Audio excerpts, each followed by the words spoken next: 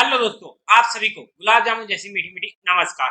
और उसी के साथ आप लोगों का स्वागत है आईपीओ के लव ट्रायंगल शो में, जहां पर एक और आईपीओ आ चुका है।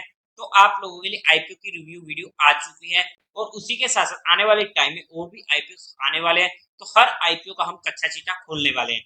तो आज की इस वीडियो में हम पिरामिड टेक्नोप्लास्ट लिमिटेड आईपीओ का आ रहा है आईपीओ, जिसका हम आज के दिन कच्चा चिट्टा खोलने वाले हैं, बेसिक से लेके एडवांस तक। अगर हम कंपनी की बात करते हैं तो 1997 में ये कंपनी इनकॉर्पोरेट हुई थी। अगर हम कंपनी के काम की बात करते हैं तो पॉलीमर बेस्ड मोल्डेड प्रोडक्ट को जो बनाती है, सिंपल सी लैंग्वेज में बोले तो ड्रम्स बनाती है ये कंपनी, जो यूज किए जाते हैं chemical, agrochemical, speciality chemical and pharmaceutical companies में। उनकी जो पैकेजिंग होती है रिक्वायरमेंट की, उसके बेस पर यहाँ पर इन ड्रम्स को यूज किया जाता है। मैं आप लोगों को दिखा भी देता हूँ वो ड्रम्स कैसे होने वाले, आप लोगों ने देखे भी होंगे। तो ये हमारे पास ड्रम्स आ जाते हैं, ये आप लोगों ने देखा होगा तो आपको समझ आ चुका होगा कि ये स्टील वाला हो गया और ये प्लास्टिक का हो गया, या फिर जहाँ पर हमें कंटेनर्स भी देखने को मिलते हैं। तो ये कंपनी ये काम करती है। तो आई होप कि आप लोगों को ये पॉइंट क्लियर हो चुका होगा। मेनली मैं बात करूँ तो कंपनी तीन तरीके के प्रोडक्ट्स बनाती है। एक तो बल्क पैकेजिंग ड्रम्स हो गया, उसका इंटरमीडिएट बल्क कंटेनर्स हो गया आईबीसी, जो मैंने आप लोगों को दिखाए ये वाले जो व्हाइट कलर वाले हैं, ये हो चुके हैं आईबीसी। और उसी के साथ साथ ये हमारा हो चुका है पहले वाले जो हमारे पॉलीमर बेस्ड मोल्डेड ड्रम्स होने वाले, और ये हमारे पास होने वाले स्टील के ड्रम्स। जो थर्ड इनकी कैटेगरी आ जाती है वो स्टील की आ जाती है MS drums, mild steel drums, जहां पर इनको यूज किया जाता है पैकेजिंग करने में, ट्रांसपोर्ट करने में, किनकी केमिकल्स की, एग्रोकेमिकल्स की या स्पेशलिटी केमिकल्स की। तो आई होप कि आप लोगों को इनका बेसिक काम समझ में आ चुका होगा। अगर मैं कंपनी के बारे में और डिटेल में जाने की कोशिश करूं तो इन्होंने अपनी कमर्शियल प्रोडक्शन 1998 में स्टार्ट कर दी थी, और इनके पास आज के टाइम पे 6 मैन्युफैक्चरिंग यूनिट्स होने वाली है, जो होने वाली है भरूच जीआईडीसी गुजरात, और 2 होने वाली है सिलावासा में, UT of Dadra and Nagar Haveli. अगर हम कंपनी की टोटल इंस्टॉल्ड कैपेसिटी की बात करते हैं तो पॉलीमर ड्रग मैन्युफैक्चरिंग यूनिट की इनकी जो कैपेसिटी रहने वाली है वो रहने वाली है 20,612 एमटीपीए की। और उसी के साथ साथ आईबीसी मैन्युफैक्चरिंग यूनिट की कैपेसिटी रहने वाली है 12,820 एमटीपीए की।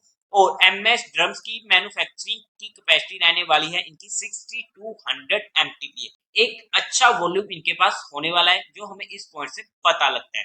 और इसी के साथ साथ कंपनी अपने आप को और एक्सपेंड करने की कोशिश कर रही है, और यहाँ पर ये 7th मैन्युफैक्चरिंग यूनिट को ओपन करने के प्रोसेस में होने वाली है, जो भरूच में ही खुलने वाली है गुजरात के। और उसी के साथ साथ कंपनी के पास कुछ यूएन सर्टिफाइड आउटलाइन होने वाली है, आईएसओ सर्टिफाइड होने वाले हैं, जो हमारी जो भी ये क्वालिटी, इन्वायरमेंट, हेल्थ और सेफ्टी मैनेजमेंट के रिलेटेड होते हैं, उन चीजों को ये सेटिस्फाई करती है as per bureau of India standard. अब अगर हम कंपनी की मेन पॉइंट पर चलते हैं, कंपनी के फाइनेंशियल्स पर, तो वहां पर अगर हम सबसे पहले टोटल असेट्स की बात करते हैं तो वो हमें इंक्रीज होते हुए देखने को मिले हैं पिछले 3 सालों में। एक अच्छी ग्रोइंग रेट हमें यहाँ पर देखने को मिली है, जो हमारे लिए पॉजिटिव पॉइंट हो जाता है। सिमिलरली रेवेन्यूज में भी हमें एक अच्छी ग्रोथ रेट जहाँ पर देखने को मिल रही है, पॉजिटिव होने वाला है। प्रॉफिट आफ्टर टैक्स भी लगातार इंक्रीज होते हुए देखने को मिला है, फिर से पॉजिटिव पॉइंट होने वाला है। नेटवर्क आज के टाइम पे 107 करोड़ की है, ये भी इंक्रीज होती हुई देखने को मिली है, पॉजिटिव है। Reserve and surplus same as increasing, it's also positive. Total borrowings की अगर हम बात करते हैं 51 से ये पहुंच चुकी थी 64 करोड़ की, जो रिड्यूस होते होते 2023 में आ चुके 55 करोड़ की। इन्होंने अपनी बोरिंग्स को रिड्यूस किया है, जो हमारे एक पॉजिटिव पॉइंट हो जाता है। लेकिन अगर हम ओवरऑल फाइनेंशियल्स की बात करते हैं तो जबरदस्त फाइनेंशियल हमें यहाँ पर देखने को मिल रहे हैं। अब अगर हम कंपनी के टाइम टेबल की बात कर लेते हैं तो 18 अगस्त को ये आईपीओ ओपन होने वाला है, 22 अगस्त इसकी लास्ट डेट होने वाली है। अलॉटमेंट होगी 25 अगस्त को, रिफंड मिलने शुरू हो जाएंगे 28 अगस्त से। आपके अकाउंट में क्रेडिट हो जाएंगे शेयर इफ अलॉटेड 29 अगस्त को। टेंटेटिव लिस्टिंग डेट होने वाली है 30 अगस्त। उसी के साथ अगर हम लोट साइज की बात करते हैं तो 90 शेयर्स का एक लोट रहने वाला है, जिसकी अमाउंट हमें पड़ेगी 14,940 रुपीज की। एक लोट से ज्यादा अप्लाई करने का कोई फायदा नहीं है रिटेल कैटेगरी में, बिकॉज यहाँ पर ये आईपीओ इजीली ओवर सब्सक्राइब होने वाला है। अगर हम एचएनआई कैटेगरी में बात करते हैं तो स्मॉल एचएनआई में 14 लोट्स के लिए अप्लाई करना पड़ेगा, अमाउंट हो जाएगी 2,09,160 रुपीज की। बिग एचएनआई में 67 लोट्स के लिए अप्लाई करना पड़ेगा, अमाउंट हो जाएगी 10,09,980 रुपीज की। कुछ और डिटेल्स की अगर हम बात करें तो 10 रुपीज पर शेयर का फेस वैल्यू रहने वाला है। प्राइस बैंड होगा 151 से 166 रुपीज का। टोटल इश्यू साइज होने वाला है 153 करोड़ का। एक पॉजिटिव पॉइंट ये होने वाला है बिकॉज आईपीओ का साइज काफी छोटा है, और क्योंकि आईपीओ का साइज छोटा होता है तो वहां पर काफी बार काफी आईपीओ धमाल कर जाते हैं। अगर मैं एग्जांपल के साथ बात करूं जोमेटो, लेकिन इसी के साथ साथ जहां पर एक नेगेटिव पॉइंट भी आ जाता है क्योंकि आईपीओ का साइज छोटा है तो वहां पर ये टी टू टी में खुलेगा और वहां पर सर्किट्स लगने की ज्यादा चांसेस हो जाते हैं, और 5% का सर्किट हमें जहां पर देखने को मिल सकते हैं। तो वहां पर लिक्विडिटी का इश्यू आ सकता है अगर बाय चांस लोअर सर्किट लगा तो, क्योंकि वहां पर फिर हमारे पास कोई वायर नहीं होगा और तो हम उसे सेल नहीं कर पाएंगे। फ्रेश इशू होएगा 91 करोड़ का, ओएफएस होएगा 61 करोड़ का। बीएससी एनएससी दोनों पर ये आईपीओ लिस्ट होने वाला है। कोटा की बात करते हैं तो क्वालिफाइड का 30%, एचएनआई का 20% और रिटेल कैटेगरी में 50%। अगर हम प्रमोटर होल्डिंग की बात करें, Vijay Kumar Agarwal, Jayaprakash Agarwal, Pushpa Devi Agarwal, Madhu Agarwal, Jash synthetic private limited and सेरेडेनिक फाइनेंशियल कंसल्टिंग एलएलपी ये कंपनी के प्रमोटर होने वाले हैं। प्री इशू इनके पास पूरी की पूरी अथॉरिटी थी 100% की। पोस्ट इशू ये रह जाएगी 74.94% की होल्डिंग इनके पास। तो आई होप कि हम जहां पर जितनी भी चीजें आपके साथ अभी तक डिस्कस की है वो आप लोगों को समझ में आ चुकी होगी।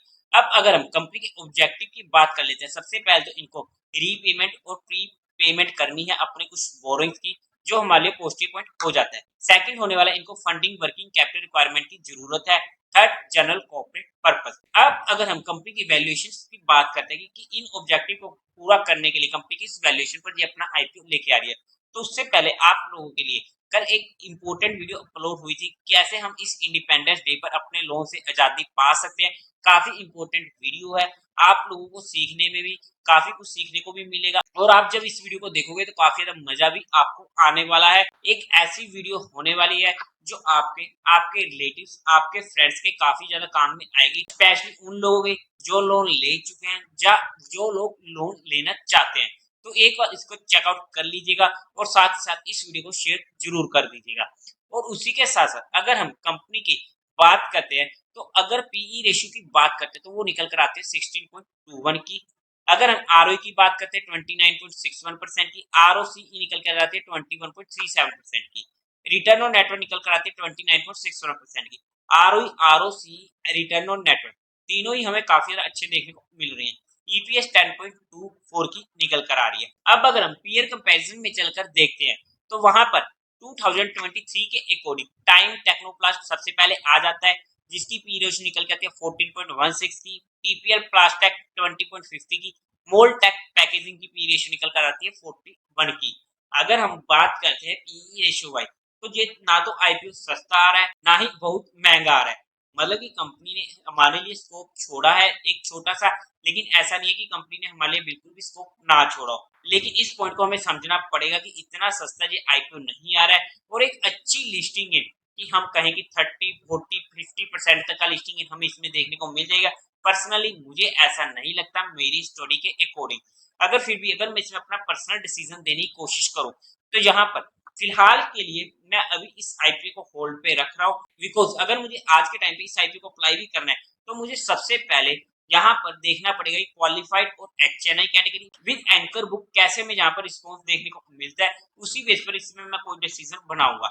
लेकिन इतना ऑलमोस्ट सर्टेन है कि मैं इसे एटलीस्ट एचएनआई कैटेगरी में अप्लाई नहीं करने वाला हूँ, बिकॉज जहां पर एक ऐसा आईपीओ नहीं आ रहा है कि जहां पर मैं बेफिक्र होकर एचएनआई कैटेगरी में अप्लाई कर दूं।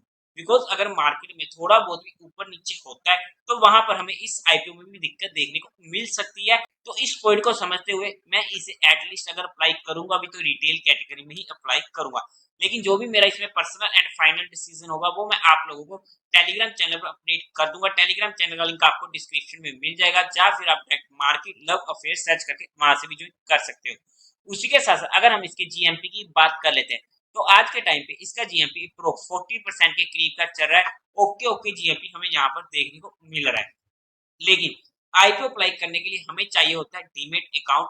तो आपको डिस्क्रिप्शन में इंडिया के best demat account opening link मिल जाएंगे, तो आप अपना डीमेट अकाउंट अपने फैमिलीज का अपने फ्रेंड्स का खुलवा सकते हो। और अगर आप हमारे दिए गए लिंक से अपना डीमेट अकाउंट खुलवाते हो तो आपको एक प्राइवेट टेलीग्राम चैनल से जोड़ा जाएगा कंफर्मेशन होने के बाद, जहां पर आपके साथ एडिशनल इन्फॉर्मेशन भी शेयर की जाती है। लेकिन अगर आप लोगों को जहां पर चीजें समझ में आ चुकी हुई तो वीडियो को लाइक जरूर कर दीजिएगा।